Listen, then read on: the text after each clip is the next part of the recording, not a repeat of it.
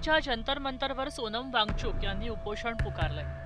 वांगचुक यांच्या आंदोलनामुळे आता देशाचं लक्ष वेधून घेतलंय। पेपरफुटीवरून देशभरात वेगवेगळी आंदोलनं सुरू होती। त्या आंदोलनामध्ये सहभागी होऊन विद्यार्थी त्यांचा रोष व्यक्त करत होते।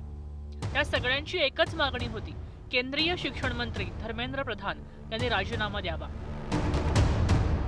याच मागणीसाठी लडाखचे प्रसिद्ध शिक्षणतज्ञ सोनम वांगचुक यांनी आमरण उपोषण सुरू केलंय। उपोषणाच्या 19व्या दिवशी वांगचुक यांचं वजन तब्बल 8.5 किलोनी घटलं।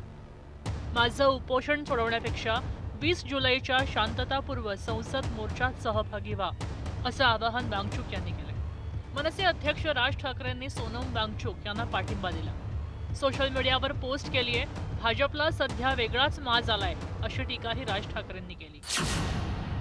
भाजपच्या सत्तेच्या काळामध्ये सर्वत्र परीक्षांमध्ये घोळ होत आहेत। मध्य प्रदेशातल्या व्यापम घोटाळ्यापासून ते नीटच्या परीक्षांचे पेपर्स फुटणे ते अगदी आता शिक्षकांच्या परीक्षांचे पेपर्स फुटणे इथपर्यंत हे सगळं त्यांच्या काळात का होतं आणि हे झाल्यावर हे इतके निर्ढावल्यासारखे का वागतात?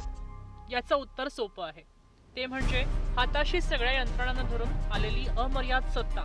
आम्हाला कोणी प्रश्न विचारायचे नाहीत, हा एक वेगळाच माज सध्याच्या भाजपला आलाय। राजकीय किंवा निवडणुकांचा स्वार्थ नसेल तर हे सरकार कोणत्याही आंदोलनाकडे पाहणार नाहीत। सरकार कायम आंदोलनकर्त्यांना देशद्रोही ठरवणार, यात काहीतरी घातपात आहे अशी शक्यता पेरत राहणार। राज ठाकरेंच्या या पोस्ट नंतर भाजपकडनं पलटवार झाला। गल्लीत गोंधळ आणि दिल्लीत मुजरा अशी अवस्था त्यांची झालेली आहे। त्यांनी या प्रकरणावर न बोललेलं बरं। सोनम वांगचुक यांच्या उपोषणाबद्दल दिल्लीत योग्य तो निर्णय घेतला जाईल, त्याबद्दल इतरांनी काळजी करू नये।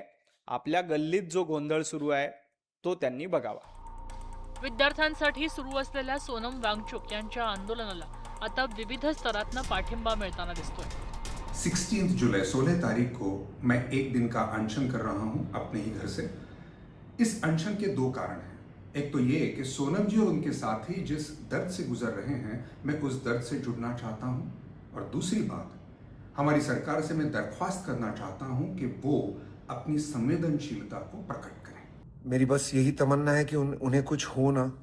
माई रिक्वेस्ट टू हिम इज कि अनशन तोड़ दें। My request to the government is उनकी बात सुन ले।